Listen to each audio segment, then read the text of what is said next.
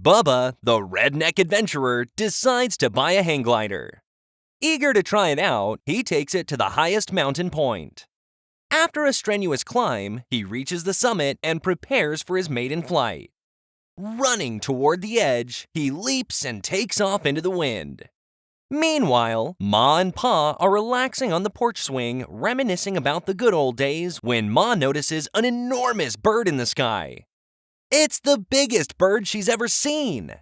Look at the size of that bird, Pa! She exclaims. Pa straightens up, declaring, "Give me my gun, Ma!" Ma hurries into the house, returning with his pump shotgun. Pa takes careful aim and fires, with a series of shots echoing through the air. Bang! Bang! Bang! However, the colossal bird appears unaffected and continues to glide silently over the treetops. I think you missed him, Pa! Ma observes. "Yeah, Pa replies. but at least he let go of Bubba." A man is about to walk into a bar known for having lots of beautiful women, when a bouncer stops him at the door. The bouncer says, "We have a dress policy where ties are mandatory for men, and you are just wearing a shirt that's open at the collar. Sorry, I can't let you in." So the man returns to his vehicle to see if he has a tie anywhere. Sadly, he doesn't, but while looking, he notices he has a set of jumper cables in the back of his car. He's desperate to get into the bar, so he fashions the jumper cables into a rough tie knot around his neck, with the ends dangling free. When he goes back to the bar, the bouncer looks him over carefully and then nods. "Okay, I guess you can come in now," He says. "Just don't start anything." A missionary has spent years showing a tribe of natives how to farm and build things to be self-sufficient. One day, he gets word that he is to return home. He realizes that the one thing he never taught the natives was how to speak English, so he takes the chief for a walk in the forest. He points to a tree and says to the chief, "This is a tree." The chief looks at the tree and grunts, "Tree." The missionary is pleased with the response. They walk a little farther and the padre points to a rock and says, "This is a rock." Hearing this, the chief grunts, "Rock." The padre is really getting enthusiastic about the results when he hears a rustling in the bushes. As he peeks over the top, he sees a couple fooling around behind them. The padre is really flustered and quickly says, "Riding a bike." The chief looks at the couple briefly, pulls out his blowgun, and kills them. The padre is shocked by this as he has spent years teaching the tribe how to be civilized and kind to each other. "Why did you do that?" he screams. The chief looks at him and replies, "My bike." A guy stops at the post office during his lunch hour to mail some bills. When he gets there, he sees a middle-aged, balding man standing at the counter in front of him. The man is methodically placing love stamps on bright pink envelopes covered with hearts. He then takes out a perfume bottle and starts spraying scent all over them.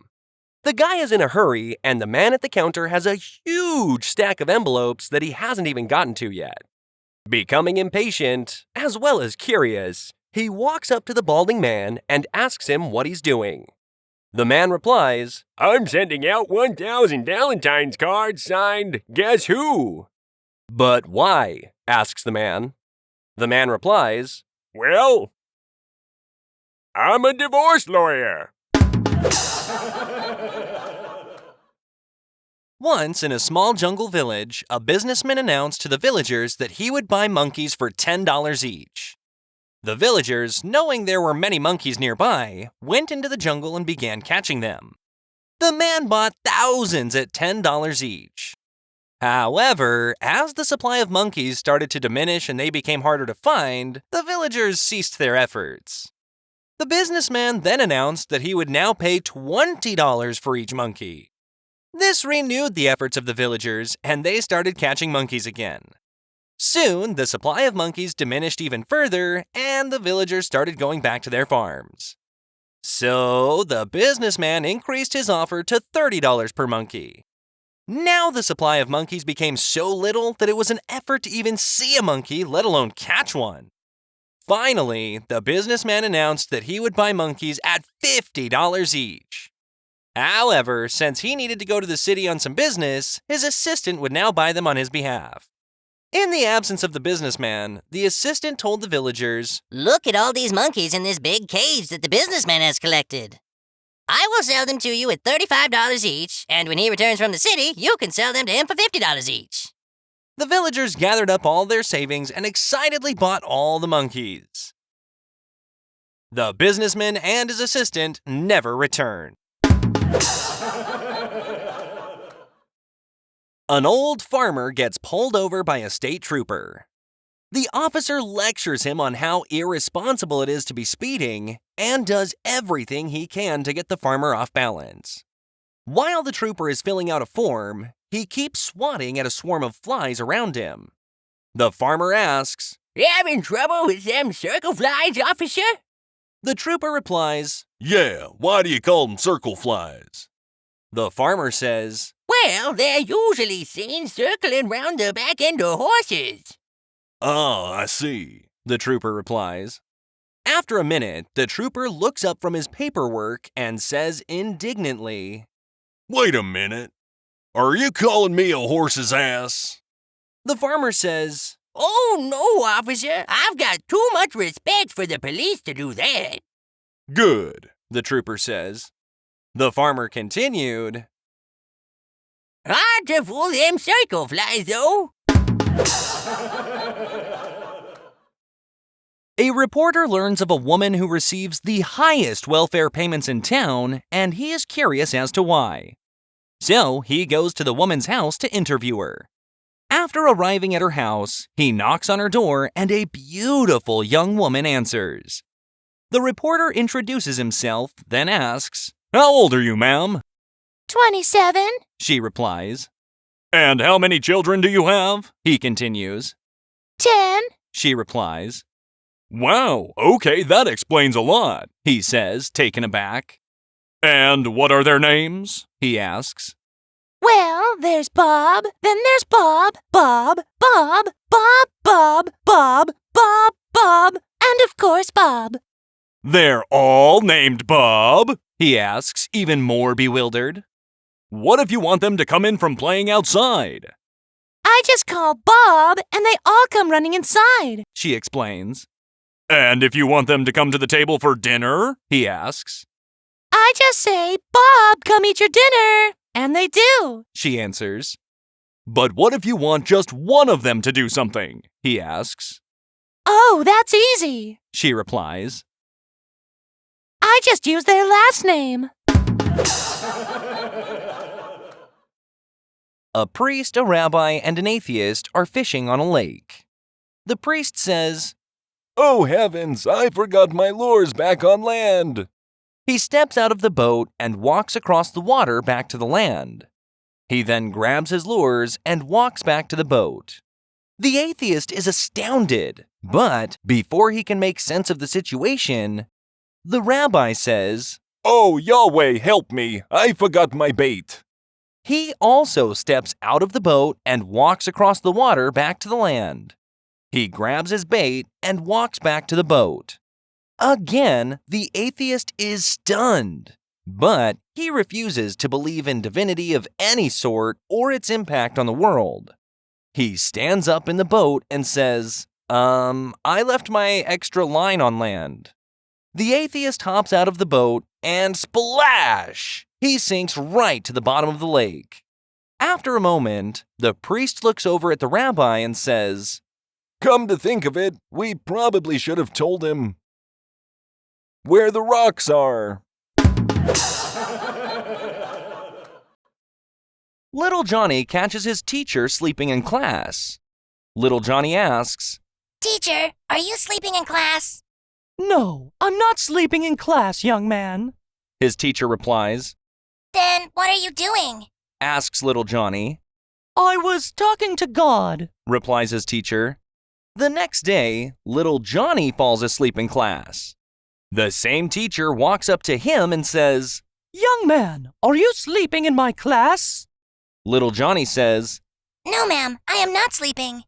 Angrily, his teacher asks, Then what were you doing? Little Johnny answers, I was talking to God. Oh, and just what did he say? challenged his teacher. Little Johnny replies, God said, He never spoke to you yesterday. The only cow in a small town in Poland stopped giving milk. The people did some research and found that they could buy a cow from Moscow for 2,000 rubles, or one from Minsk for 1,000 rubles. Being poor, they bought the cow from Minsk. The cow was wonderful. It produced lots of milk all the time, and the people were amazed and very happy. Later, they decided to acquire a bull to mate with the cow and produce more cows just like it. Then, they would never have to worry about the milk supply again. They bought a bull and put it in the pasture with their beloved cow. However, whenever the bull came close to the cow would move away. No matter what approach the bull tried, the cow would move away from the bull, and he could not succeed in his quest. The people were very upset and decided to ask the rabbi, who was very wise, what to do.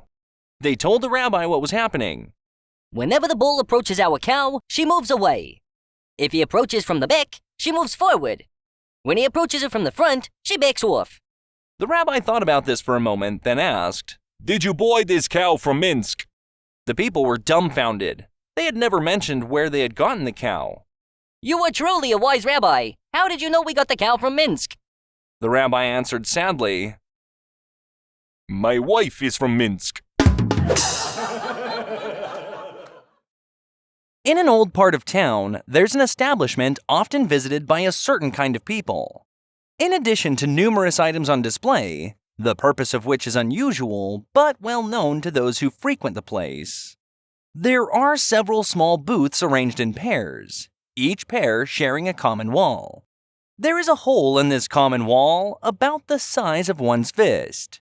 On one occasion, a young attractive woman enters the building.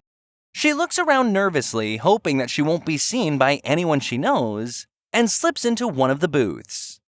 In the adjacent booth, on the other side of the wall, an old man is waiting seated. The young woman closes the door to the booth and seems somewhat apprehensive.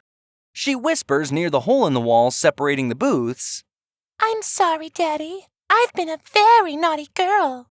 The old man on the other side, who has quite a bit of experience with such encounters, takes a deep breath and exhales with some emotion.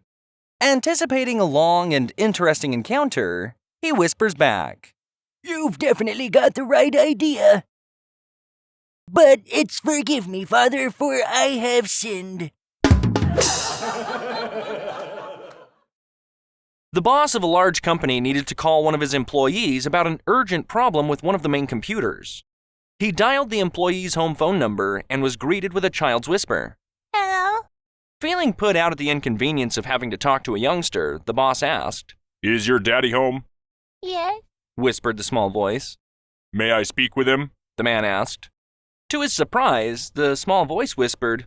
No? Wanting to talk with an adult, the boss asked, Is your mommy there? Yes? came the answer. May I talk with her? asked the boss. Again, the small voice whispered. No? Knowing that it was not likely that a young child would be left home alone, the boss decided he would just leave a message with the person who should be there watching over the child. Is there anyone there besides you? The boss asked the child. Yes? Whispered the child. A policeman. Wondering what a police officer would be doing at his employee's home, the boss asked. May I speak with the policeman? No, he's busy. Whispered the child. Busy doing what? Asked the boss. Talking to Daddy and Mommy and the fireman. Came the whispered answer. Growing concerned and even worried as he heard what sounded like a helicopter through the earpiece of the phone, the boss asked, What is that noise? A helicopter? Answered the whispering voice. What is going on there? Asked the boss, now alarmed. In an odd whispering voice, the child answered, The search team just landed the helicopter. Alarmed, concerned, and more than just a little frustrated, the boss asked, "Why are they there?" Still whispering, the young voice replied with a muffled giggle. They're looking for me.